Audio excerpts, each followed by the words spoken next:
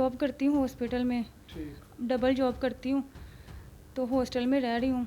ना घर वालों ने रखा, ना ससुराल वालों ने, ना ही सगे बहन भाइयों ने रखा। कितनी देर हो गई आप अपने घर वापस नहीं गई? जिस्मानी तशद्दुद करते थे? हाँ जी। आपका हस्बैंड भी? हाँ जी, मेरे हस्बैंड ने भी मुझे मारा काफ़ी दफ़ा के घर से। उन्होंने घर से निकाल दिया, यहाँ पे आई अम्मी अब्बू के घर, इन्होंने भी नहीं रखा। वहाँ पे गई तो उन्होंने डिवोर्स दे दी कि अब हमने रखना ही नहीं है। तो मेरे भाई के हाथ से मेरे अब्बू का कत्ल करवा दिया।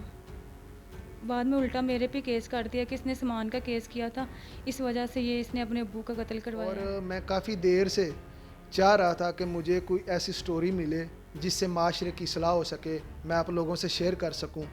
और ये बच्ची हैं जी, 24 साल इनकी उम्र है, यंग है। 16 साल की उम्र में इनकी शादी हुई थी और 8 साल वो शादी चली है। मज़ीद जहेज़ की डिमांड पर इनको तलाक दे दी गई। हम इनसे इनकी दर्द भरी दास्तान सुनते हैं कि वो इस हाल में आज कैसे हैं और क्या वो ऐसी गलती थी कि जिसकी सज़ा उन्हें आज मिल रही है। आपकी शादी कब हुई थी? 2009 में। अच्छा, 2009 में शादी हुई थी आपकी। और आपके हस्बैंड कोई काम वगैरह करते थे? नहीं, कोई काम नहीं करते थे, फारिग ही रहते थे। तो जो शादी आपकी हुई थी वो आपकी रजामंदी से हुई थी? घर वालों ने ज़बरदस्ती शादी कर दी थी छोटी सी उम्र में। 16 साल की मैं उम्र थी अभी। ठीक। 16 साल आपकी उम्र थी और आपकी शादी आपकी मर्ज़ी के बगैर कर दी गई। हाँ जी। फैमिली में शादी हुई थी? सगी पुप्पो लगती है मेरी, सगे मामू की तरफ हुई थी शादी। ठीक। कितना अरसा ये शादी आपकी चली? शादी 2009 से 2018 तक। 18 तक चली। हाँ जी। और तलाक की वजह क्या बनी? वो लोग लालची थे। पहले मेरे अब्बू ने ज़मीन सेल करके मुझे जहेज़ दिया है। बाद में उनका लालच और बढ़ता गया तो मुझे मारना शुरू कर दिया। लड़ाई झगड़ा हर वक्त घर में। शादी के दूसरे दिन ही लड़ाई शुरू कर दी थी। मेरी नंदों ने, मेरी पुप्पो ने, सभी ने मिलके बड़ा टॉर्चर किया। जिस्मानी तशद्दुद करते थे? हाँ जी। आपका हस्बैंड भी? हाँ जी, मेरे हस्बैंड ने भी मुझे मारा काफ़ी दफ़ा कि घर से लेके आओ, घर से क्यों नहीं लेके आती। जहेज़ की डिमांड करते हाँ थे? जी, जहेज़ की डिमांड और कर दी। सोना वगैरह नहीं डाला, कपड़े वगैरह नहीं दिए, फर्नीचर थोड़ा दिया है, भैंसे वगैरह दो, ये बोलना शुरू कर दिया। ठीक। तो इस वजह से घर भिजवा दिया। फिर डिवोर्स नहीं दी, घर वालों ने घर से निकाल दिया कि अब जीना मरना उधर ही है, उधर ही रहना है। सगी मेरी फूफो थी, तो अब्बू को था कि मैं अपनी बहन के घर से कैसे सारा कुछ लूँ। उन्होंने बोला कि पहले इतनी मुश्किल से शादी की है, ज़मीन सेल करके जो हमारे पास थी वो सारा कुछ हमने दे दिया है, अब वहीं पे रहना, जीना मरना उसके साथ है। ये किसने कहा था? आपकी अम्मी ने, अब्बू ने, किसने कहा था? मेरे अब्बू ने कहा था कि मेरी सगी बहन है, तो जैसे भी करती है तो तेरी पुप्पो ही, तो तू गुजारा कर ले।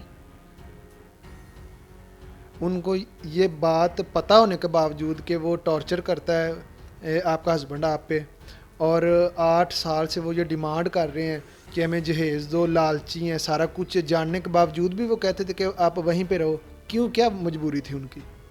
कहते कोई बात नहीं, आहिस्ता आहिस्ता सब कुछ ठीक हो जाएगा, पर वो ऐसा कुछ भी नहीं हुआ ठीक। नहीं, उनके पास बच्चे हैं आपके? नहीं, बच्चे नहीं हैं कोई भी। ठीक। और तलाक क्या वो वजह बनी? 8 साल से तो ये निज़ाम चल रहा था ना, आपकी शादी चल रही थी, तो ऐसा क्या हुआ कि वो डिवोर्स हो गया आपको?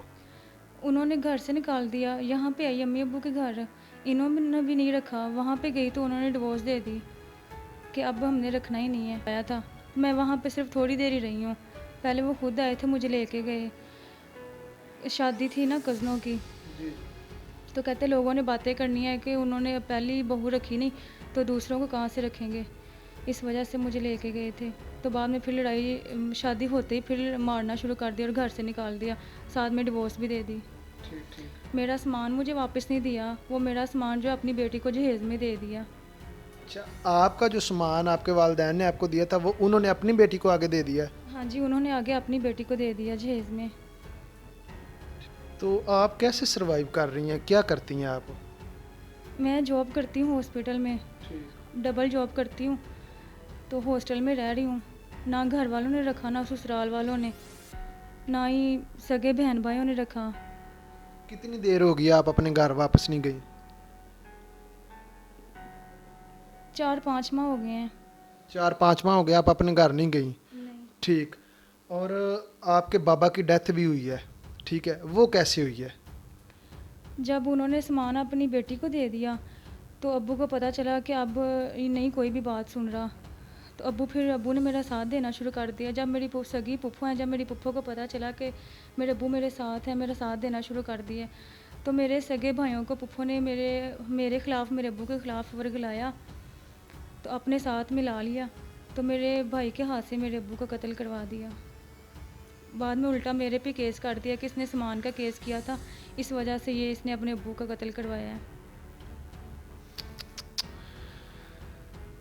अब ये इल्ज़ाम आप पे है कि आपने अपने बाबा को जो कत्ल करवाया है, ठीक है, और ये जो आपकी पुप्पो हैं उसने आपके भाइयों के ज़रिए आपके बाबा को कत्ल करवाया है, यानी कि उन्होंने आपके भाइयों ने अपने बाप को ही कत्ल कर दिया है। हाँ जी। ठीक। और ये कितनी देर होगी इस चीज़ को? इस 30 मार्च को पूरा साल हो जाना है मेरे अब्बू को गए हुए। जी। अब मामा ने आपको कभी कॉल नहीं की कि बेटा आप आ जाओ घर, या क्या उनकी कोई मजबूरी है कि वो आपको घर नहीं बुला सकती? जिस भाई ने कत्ल किया है वो अभी भी पुप्पो के साथ है। हर वक्त लड़ाई झगड़ा होता है घर में। कभी कभी अम्मी चोरी फ़ोन कर लेती हैं, कभी कभी चोरी मिलने भी आ जाती हैं। ठीक। और आप हॉस्टल रह रही हैं? हाँ जी, मैं हॉस्टल में रह रही हूँ। डबल जॉब करती हूँ, सारा दिन जॉब पे होती हूँ, तो अकेले ऐसे ही गुजारा कर रही हूँ। नाजरीन, आप सुन रहे हैं कि सके माँ बाप हैं, गरीब थे, उन्होंने बेटी को ब्याह है, और ये जहेज़ की जो लानत है हमारे माशरे में, उसकी वजह से ये तो बर्बाद हो ही गई हैं, साथ इनके बाबा की डेथ भी हो गई है इसी इंसिडेंट में। आपको कभी अदालत ने बुलाया या आपके कोई बयान वगैरह हुए हैं, कोई शहादत वगैरह ली उन्होंने आपसे? इस दफ़ा कह रहे थे शहादत होनी, हर दफ़ा बुलाते हैं महीने बाद डेट पे, आगे नेक्स्ट डेट दे देते हैं, कुछ कोई बात ही नहीं सुनता मेरी। कि 2 साल से एक दफ़ा भी आपने अभी अपना बयान नहीं दिया अदालत में? एक दफ़ा बयान हुआ है, अब उनके बयान होने आगे।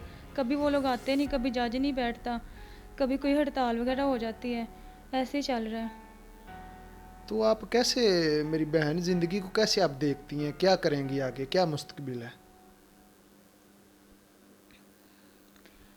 कुछ भी नहीं, अल्लाह ने कोई हीला वसीला बनाया, कोई मदद की। अल्लाह पाक मेरी मदद करे, अगर किसी ने सपोर्ट किया तो। अब आप अकेली रह रही हैं इस माशरे में, अकेली औरत का रहना ये भी एक बड़ा मुश्किल काम है, ठीक है।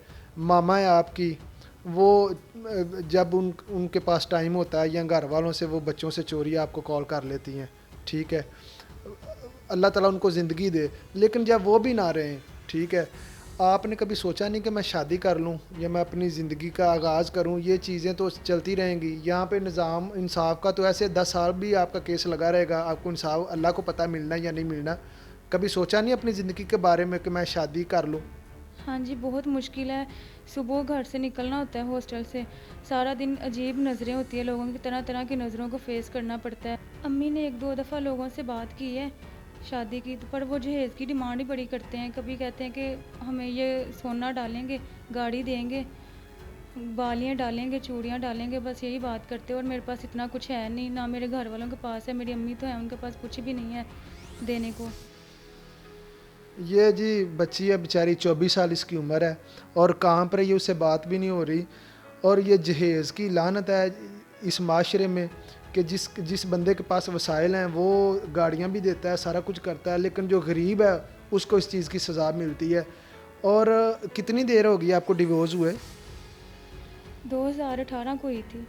तकरीबन 3 साल होने वाले हैं। और इनकी मामा ने 2-3 दफ़ा कोशिश की है, और लोग जो वो आगे से ये डिमांड करते हैं, और ये गरीब लोग हैं, कैसे वो पूरा करें? ये बच्ची है माशाल्लाह, यंग भी है, खूबसूरत भी है, पढ़ी लिखी है, जॉब भी करती है। सैलरी कितनी है आपकी? 15,000 सैलरी है बस। 15,000 सैलरी है? हाँ जी। और कितनी देर जॉब करती हैं आप? 12 घंटे की ड्यूटी है। 12 घंटे जॉब करती हैं और 15,000 रुपया सैलरी है आपकी? हाँ जी। और वो सैलरी कभी मामा को भी कोई पैसे सेंड करती हैं, या इसमें तो आपका भी गुजर बसर नहीं होता होगा?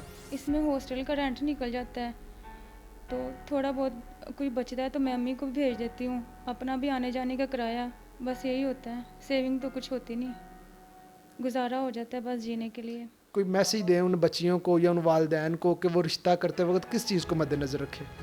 घर वालों को ज़बरदस्ती नहीं करनी चाहिए, ना ही उनको लालचपन दिखाना चाहिए।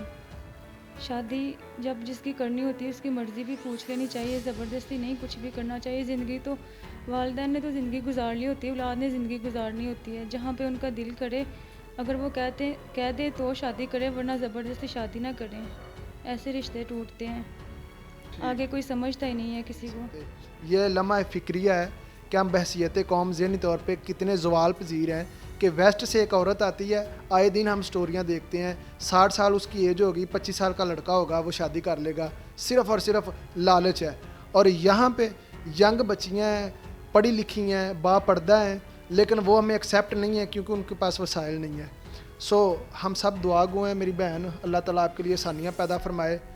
ये मेरी आज की स्टोरी थी, और मज़ीद इस जैसी वीडियोस देखने के लिए हमारे चैनल को सब्सक्राइब करें। और अगर आपके पास भी कोई ऐसी स्टोरी हो जो आप शेयर करना चाहें तो आप हमारे व्हाट्सएप नंबर पे कॉल कर सकते हैं। मुझे नेक्स्ट वीडियो तक इजाज़त दें। अल्लाह हाफिज़।